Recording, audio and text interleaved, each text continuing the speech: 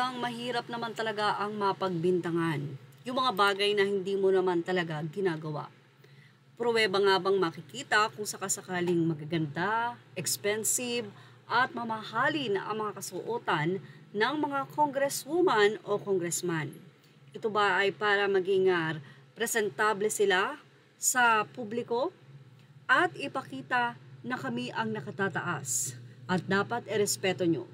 Well, dapat nga ba na may magagandang kasuotan o luxury things ang mga politiko, lalong-lalo na kapag sila ay pumupunta sa kanilang mga hearings? Anyway, dapat lang naman talaga na sila ay nakapormal na kasuotan, kagalang-galang, pero dapat daw ay hindi naaapektuhan ang kaban ng bayan. Tapos ngang matulig sa social media, itong si Congresswoman Stella Kimbo ay nagkaroon na nga ito ng pagsala sa mga komento sa kanyang Facebook page. Nakalagay doon, Teacher Stella Kimbo Limited who can comment on this post. Mababasa na lamang ang magagandang komento sa kanyang pong post or sa kanyang mga Facebook post kung saan ay ina-update niya ang mga nangyayari sa Congress.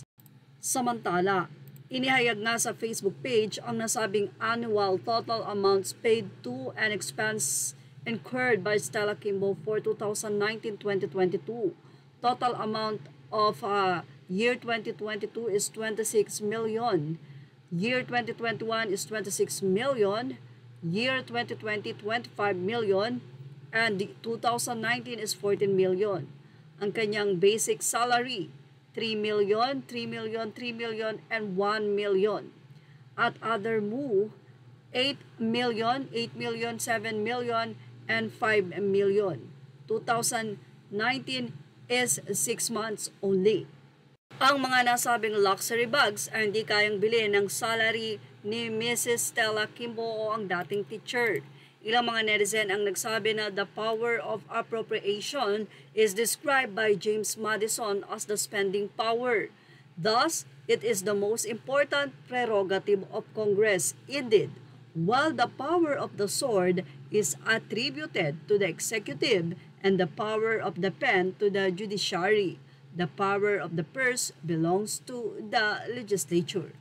Kamakailan lamang din ay halos hindi nakasagot sa nasabi nga pong pagrebisa ng mga budget at dahil siya ang APRO ay kailangan niyang ipaliwanag ito pero hindi nga naipaliwanag ng gusto ni Mrs. Stella Kimbo na dapat ay nakaprepared sa anumang tanong. At syempre, kung sakasakaling wala talagang anomalya, ang lahat ng ito ay masasagot mo.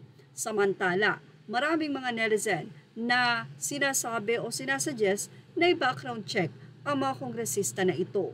Wala namang panghuhusga kundi malaman lamang kung tama at naibibigay ba sa taong bayan ang nararapat na inilalabas na budget ng gobyerno.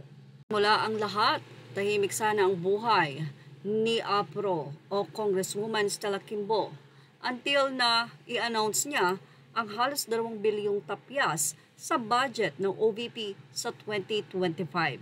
So dito na nga rumesmak ang mga netizen na tinignan ang kanyang mga posts at doon na nga nakita ang mga mamahaling gamit ng nasabing congresswoman.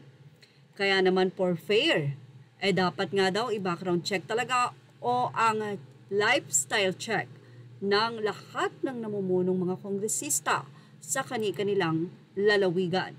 Kay Direk Daryl Yap, hindi mo kami maloloko, Aura. Well, ano masasabi niyo about dito? Ilagay na ang inyong opinion sa ating comment section. Images are all credit to the rightful owners. Thank you for watching Showbiz Now.